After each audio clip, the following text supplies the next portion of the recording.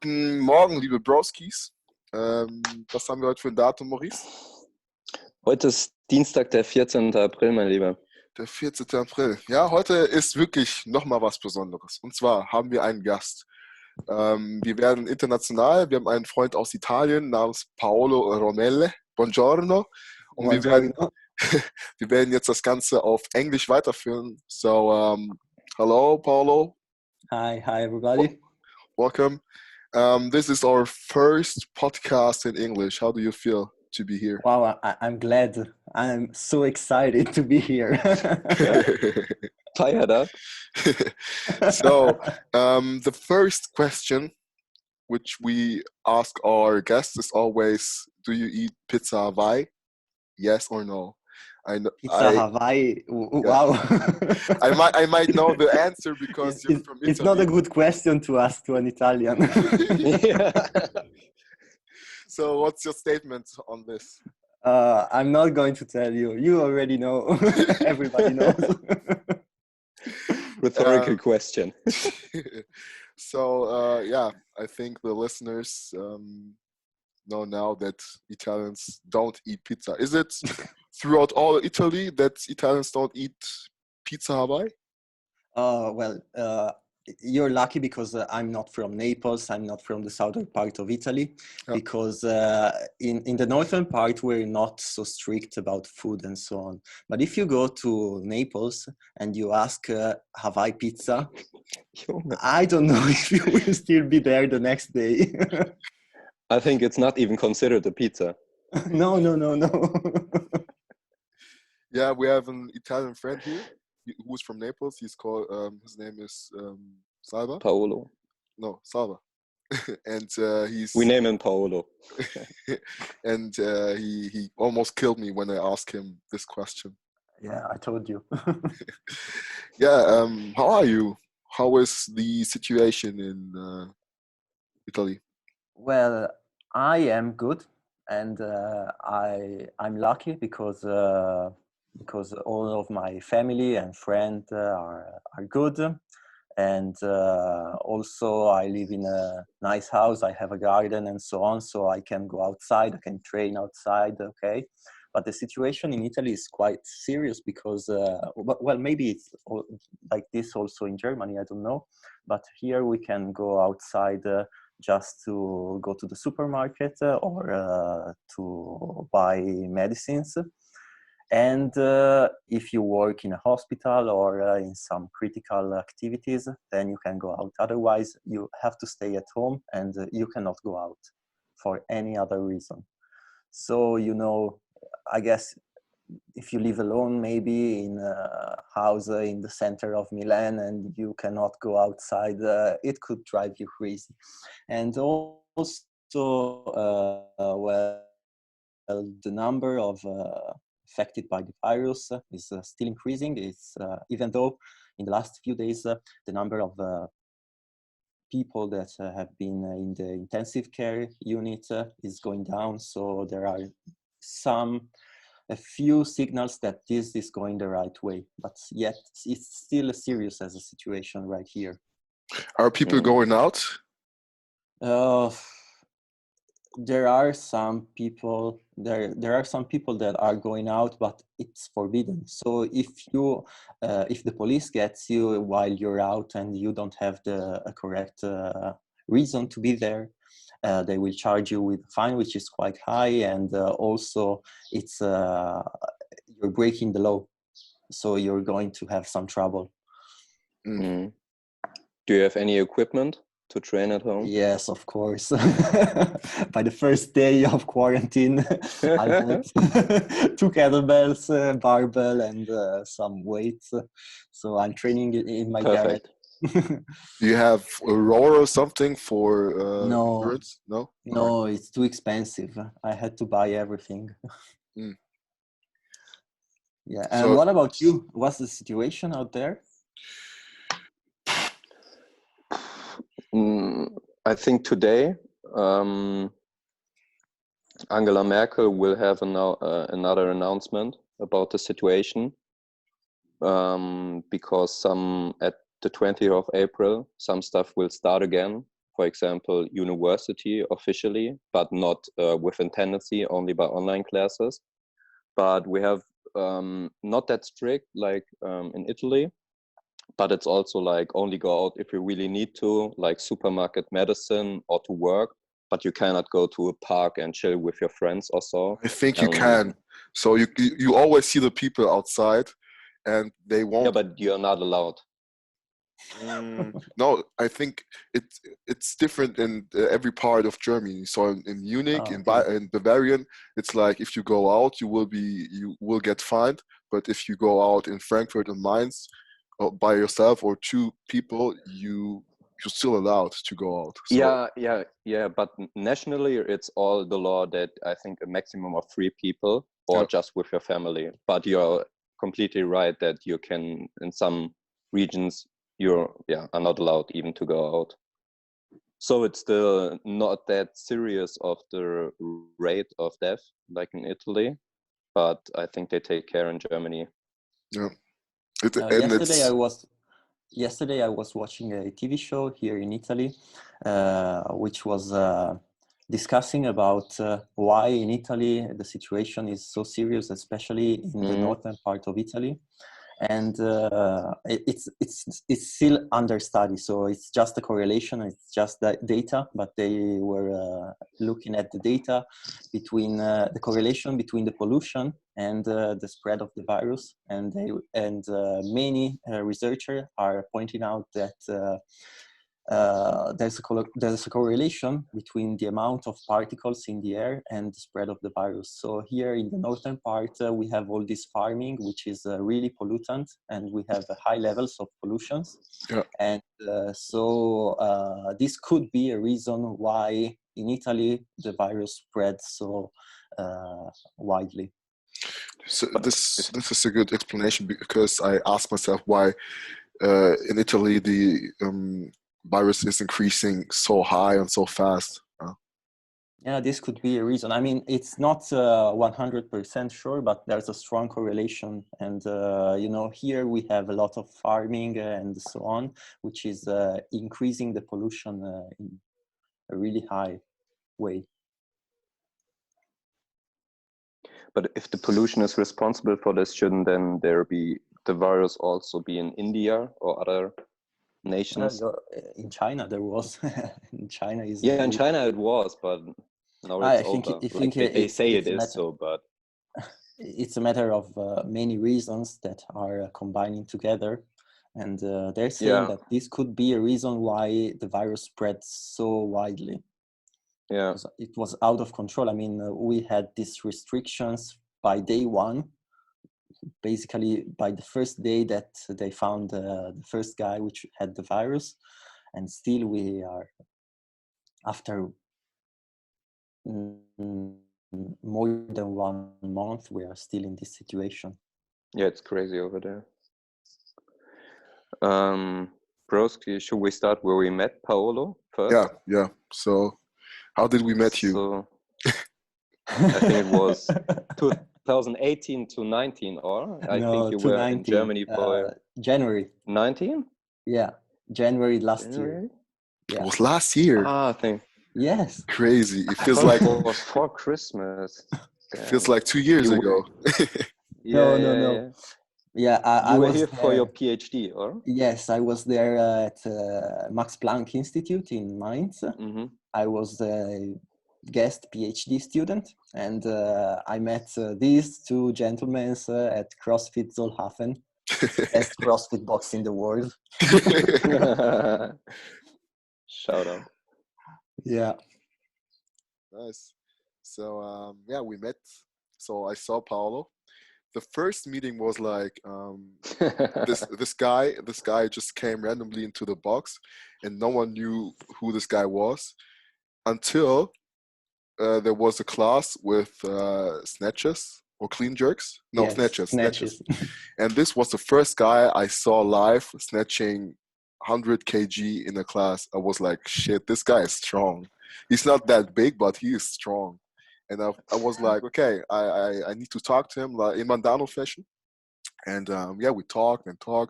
talked about PornHub and girlfriends and stuff. And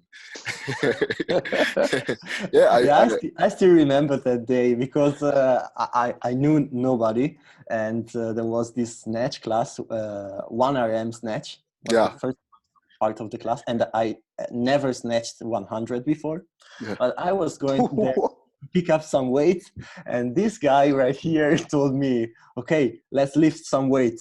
I was okay. Let's do this. Yeah, it was kind of competitive because no one knew you, and no one knew how much weight you can lift. And as soon as you picked up really heavy weight, I was like, oh damn, this guy is strong as fuck. I remember the situation. Like Stevie, after the class, he called me on his way home. Dude, you can't remember what happened here. Somebody snatched 100 kilo. Like, what the fuck? From where? Where does this hybrid come from? He's from Italian. He doesn't talk that much, but he's fucking strong. Yeah. Now and then we started to train in the competition class together. Maurice wasn't there, unfortunately, but we were there with Lucas and the other Lucas, Misha, Niklas, and it was a nice environment to train in. Then we had the competition at Genjin, right? The bathrobes. So like, this is also one funny thing. Like, every time we showered, everybody gets his towel and gets dry, put up the cloak and go home. But this dude Paolo also uses bathrobe. Like, after showering, he put on a bathrobe. Yeah, why you do this? In Italy is the way you do this, but I tried to bring some civilization out there, but nobody. Shots fired. It's a good technique. Yeah, and then we had the competition. I did it with Andre. What was your placing on that one? We were 4th. Yes. Yeah. 4th, yeah. So close to the podium. Yeah, almost. I think we came 12th or something. But it's okay. It's okay. But I remember in that competition, your teammate, I don't remember the name. Andre did his PR in snatch like 5 times during a workout. Yeah. Super strong. Yeah. It was a nice moment. So it was cool. Yeah. You are a CrossFit athlete. How long do you do CrossFit now? Oh, I'm not a CrossFit athlete, but anyway. You are. We are all CrossFit athletes because we put so much time into it, and I would consider myself as an athlete, you know. Yeah, I don't know. I think I started in 2016, or maybe the end of 2015. So it's almost 4 years I've been doing this. Nice. So what are your strengths and your biggest weaknesses in the sport? Well, my strength is ice cream before competitions. Oh. This is my best. And pizza. And not Hawaii pizza. And eating 1 tub of Ben & Jerry's before the Genjin games and telling me afterwards you are lactose intolerant.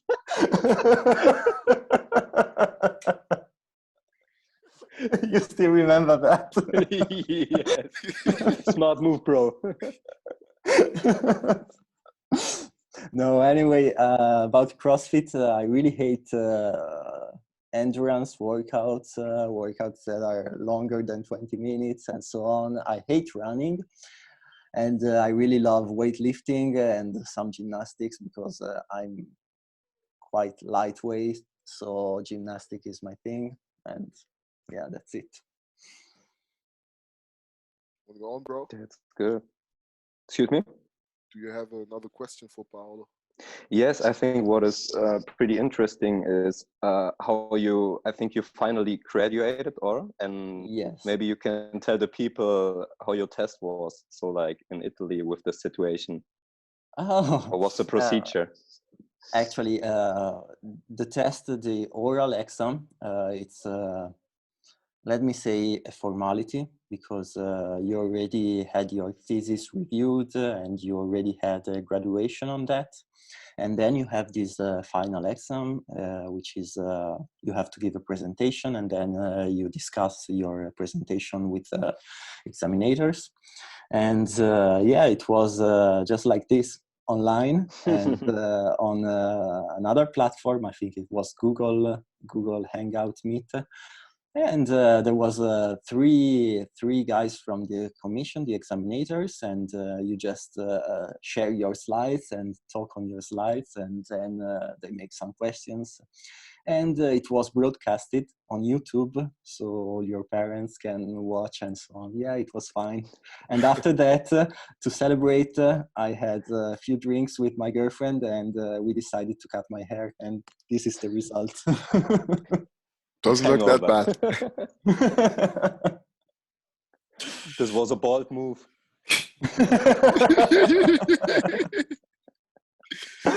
Even funny in English. Do you miss Germany? Yes, a lot. Yeah.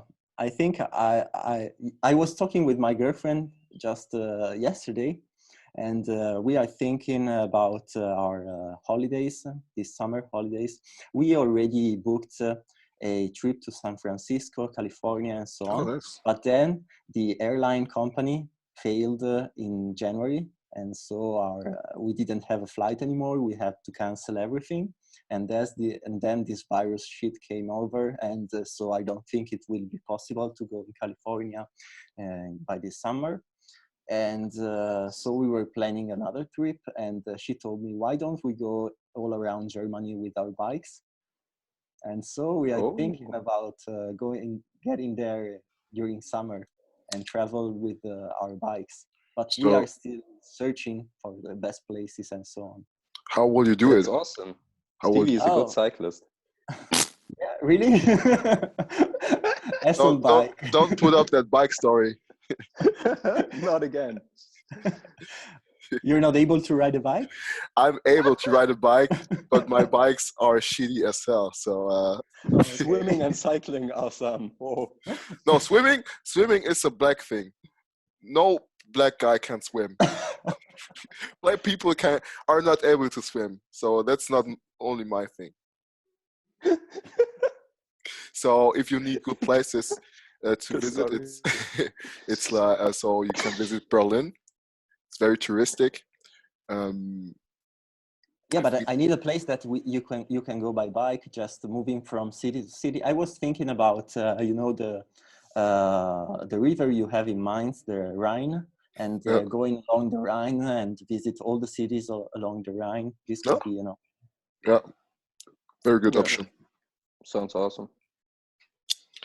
So yeah, but anyway, yeah, I miss Germany a lot. What I miss about Germany is, of course, the people. In Italy, there's this. Everybody think that German people are close and not fun and so on. And I can tell you, this is completely wrong, of course. And I found really, really nice guys out there. And also the mentality you have when you work, it's well organized, you work well in Germany. And so I think I would like to live there. I really miss Germany. Yeah. So would you like to come back? Would you like to come back and live actually here, or for a short time of period? It would be good to be there for several years, to work there and so on. But now the plan is to move in the US. So I'm focused on that. But anyway, yeah, it's something that I would like to do, to be there. Nice. Okay. Nice that you mentioned this. So I wanted to ask you, like, even with the coronavirus, what are your plans after like graduating and ready to work? Yeah, my plan is that I don't have a plan, because my plan was to start looking for a job and I don't know, maybe in universities or also industry, I don't care. And I was planning to move to California, but with this virus thing, I think it will be really, really hard, because basically many people will lose their job, and the job market will be quite a mess out there. So yeah, this is complicating things a little bit. I don't know, I'm still searching on LinkedIn and so on, but I think it will be hard. My question on this, so you don't have to answer it, but how do you get through the day or earn money? So are you financially stable, or do you live by some money of the city or something? No, I'm lucky because well, it's quite complicated, but in Italy, my PhD contract was over in November last year. And then you have some time to prepare your thesis and your discussion. But since the first day, I signed a new contract with the university. So my contract is ending in November. And so right now I have a job, and I'm paid to do this. And I'm lucky because I can also work from home and so on. So I have a fixed salary, and I still earn my money even in this situation. But yeah, there are many people that are losing their jobs and they don't get paid. So it's quite serious here in Italy. I don't know if it's like this all over the world, but you know. I think yes, there are a lot of entrepreneurs who are losing their jobs and won't be able to earn money. I'm lucky because I can do home office and work from home and still earn money. Yeah, it's for some people it's a very hard time. For me, I have the privilege to be here and still do what I love. You know, yeah, it's a freaking hard time. Corona. Yeah. Do you have any advices for the people? So you are in the hotspot of Corona, and do you have any advices for the people out there for the mindset and stuff?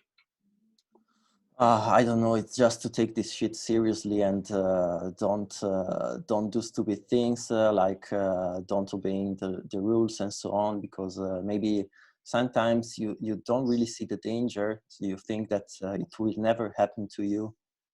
But right now, if you have a look at the situation here in hospitals and so on, it's basically there's no room for other people in the hospitals and so on. So it's really serious. So just take this shit seriously and try to carry on and do whatever you can at home. You can just, to carry on and with this quarantine shit. I don't know, maybe exercise, try to read and have fun, and maybe spend some time with your family and so on if you can, because it's something while you're working, so out of this situation, it's something that you don't really have the chance to do, to spend some time with the people you love and so on. So you can just take this opportunity to spend some time with the people you love and take your time and do what you like at home and try to So carry on. watching PornHub is now a privilege. We have premium free. Yeah, I wrote about it. And I was like, Because Paolo is the happiest guy on the planet. No, I live with my girlfriend. Finally, it's free and you move together with your girlfriend. Yeah, we don't watch Netflix at night. We watch PornHub Premium and PornHub and chill. Pretty balanced relationship.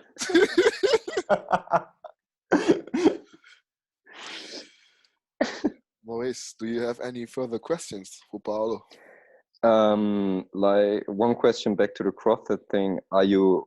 Do you have any plans in competing again? Like in the next 2 years, or you are just like CrossFit is like just for me a sport to stay fit and it makes like fun besides running and long endurance workouts, and you are more focused like with your girlfriend, you move together and like build a future and get a good job? Yeah, I think that the decision I took at the end of last year was not to compete anymore, because it takes a lot of time and a lot of energy to prepare competitions and so on. I'm still training every day, basically.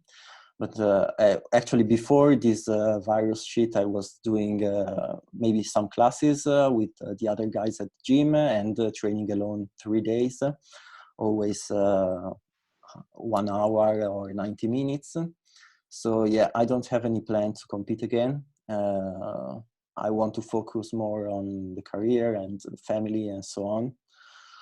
I'm still enjoying CrossFit because it's really something that I love, but it's on a different level. You know, it's not the same thing to train to stay healthy and to have fun and train to compete. It's completely different level. Yeah. Yeah, competition CrossFit and normal CrossFit are two different shoes. It's a German saying, but maybe you can translate. Yeah. Yeah, but maybe, I got the point. yeah, it's yeah, I but don't know. like every sport. Yeah, like yeah. every other sport. Like training the sport is healthy and good, but like competing in the sport is not like every time that healthy. Like, you know what, you go on the pain cave, you have pain in your tendons, and yeah. But I think it's a good experience to do it, or so like your advice would be also like for Stevie and me, like to do it, have some fun, but like when the decision comes like family, career or sport, like everybody needs to decide this individually. But what's your take on this? Yeah, I think that it's up to you. I mean, you don't have unlimited time in your day, so you have to get your priorities. If your priority is still to compete and have fun, and it's also something that shapes you, your mind and your body, it's something that you should do. If it makes you happy, you should do it. But when your priorities take other directions, I think that if you still have in your mind that you have to compete for some reason that I don't know, it becomes something that makes you unhappy because you can't focus on your priorities, and also you cannot focus on training, and you try to do both, but you do both in a bad way, and it's something that makes you unhappy. So my opinion is that you have to follow your priorities, and your priorities can change. I mean, Always. it's normal. If your priorities don't change, it's because you're not changing, so you're not moving on. You're still there. No. So, did CrossFit formed you? Yes, a lot. I think that it really teaches you not to give up. Yeah. It's something that you can really use in your life, because your life is always a challenge, and when you feel like you want to give up, your mind goes to that last minute of the AMRAP when you cannot give up, and yeah, it's the same thing. Yeah. It teaches you not to give up. I mean, you always come back to that pain. You know how it hurts. You know how tough it is, but you always are coming back, and just to improve, just to get harder and stronger and better. So this is what the sport is good for, to be a fighter, and that helps you in your business maybe, because there are people out there who will tell you to stop, but you won't stop. You won't be the guy who stops working because other people are saying it. So it's a good thing. Yeah, I think it's like the word grit. I think Ben Bergeron said it. It's like when things get complicated or get hard, you even push harder to succeed. Like you can translate this to business, or like when you have a complicated time with some family member or your girlfriend, you don't just give up. Like you are searching like for a solution to get better. Yeah, totally agree. Yeah. And also it teaches you how to be loyal to your friends. When you're out there in the gym and you're working out together, you have to be loyal to your teammates and to all the other guys that are training with you. And also it's something that you can translate in everyday life. Yeah. When you're working together, when you're you're having a hard time together, you have to stay there and support your friends and cheering with your friends. And when you're over that shit and somebody is still in the same situation, you cheer for him and you try to help him and so on. Yeah, it's sport as always is a school for life. Yeah, and it's so a team competition, a team workout is like a business project with some people, it's you have always the weakest link, and you have to carry this weakest link throughout the workout. So, and if the weakest link stays there, you won't move on. So you have to cooperate and work together always. Yeah. No matter how the situation is between you, you have to work and talk and communicate. Yeah, Paolo and I had the experience. He taught me some lessons in team competition and like team spirit. Was a good lesson. I remember in that competition, it was your first competition, and you were quite scared, and you were afraid not to be fit to be there. And I remember you always were like, I'm sorry, I could do better. I'm sorry. And I told you, yeah, we're on the same boat. There's no sorry in the team. We are like just one person fighting for the same goal. We are on the same boat. Yeah, you I think have to be sorry. You have to do your best, and then you don't have to be sorry. It was nice to see it from outside, because as we got later into that day and had more workouts in our bodies, I saw the growth between you guys. So the communication, the execution between you, how you talk during this workout. I think it was a chest to bar and thruster workout, and this planning was so accurate, and it was very fun to watch. I was cheering on you guys because I knew the effort you put on before that workout, and the plan you had, and it was very, very nice to see. So good job. It was a pretty good tactic in that last workout. Yeah. And some awesome handstand walking by my side. Kicking up back roll. So we have 6 minutes left on that call. Should we switch over to the, what's coming, Maurice? The rapid end. The rapid fire questions, brought to you by Maurice Falke. So Paolo, these are some questions we asked every guest. So maybe we start like with a small one. If you had the chance to have any superpower, which one you choose? Wow, nice question. I wasn't prepared. No one is prepared. Wow, superpower. Do people really answer these questions? Yes. Well, yeah, superpower. No, they just leave the chat. Yeah, I was thinking about that.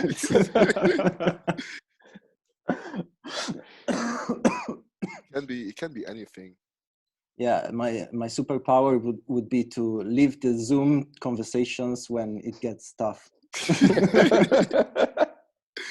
Okay, good one. Next one. What is one thing or point you recently changed your mind on? Oh, actually, the point I recently changed my mind on is also linked to this situation. And my point is during my whole life, I never really celebrated my goals and so on, because when I achieved one goal, I was always thinking about the next one. And I had the chance to think about this. And this whole situation made me think that you really need to be satisfied, and also to celebrate your goals, the goals you achieve in your life, because it's then when you have some time to think about it and you realize you never did it, it's something that makes you feel some regret. And so my point is that from now on I will try to celebrate my goals a little bit better than I did. Wow, love this. That was pretty good one. Okay, next one. If you have the opportunity to interview a person, dead or alive, and they must answer all questions, which one would you interview? Like, they must answer honestly. They can't lie. You sit with them in a room, and the person can be dead or currently alive. Nice one. I don't know because I don't think I have some idols. I really want to know everything in their life. I think I would be interested in interviewing someone which has really high positions in, let's say, government and so on, just to have a little bit an idea of what's going on and what Yeah. they really know and what they don't tell. I think it would be interesting. So Yeah. for that example, I was thinking about Adolf Hitler, because I'm interested in his thoughts and stuff, but that's not so irrelevant. Keep going. Yeah, Stevie and I had to answer these questions too in our latest podcast. So it doesn't have to be an idol or something. So I took Trump with the same thoughts you had. I want to know, like, what is this all about in his head? So good answer. Last two. Stevie's music. You have 3 words to describe it. Okay, 3 words. I know nothing. Because I just saw a few videos of him playing the guitar, but I know nothing about music, like technical things and so on. I was enjoying it, but I really know nothing about it. All right. Okay. And last one, 3 words about my dance moves. I remember your dance moves.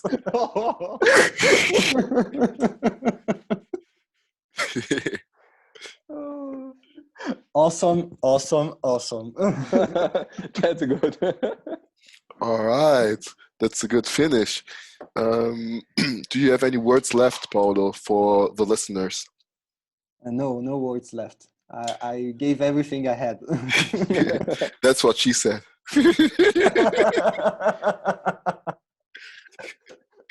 Maurice. Like the first round of a 20-minute NRAP all out. Do you have anything to say, Maurice? No, I'm done. All right. Thank you, Paolo, for being here with us on this Thank you podcast. guys for having me. Was a fun one and a cool one to bring all this content in English. Yeah, and I'm thankful. Take care of yourself, of your family. Stay healthy. Take care, dude. Be careful, and we will see us in the future sometime. Yeah, you too, guys. Take care. Amore. See you. Ciao. Ciao, ciao. Ciao, ciao.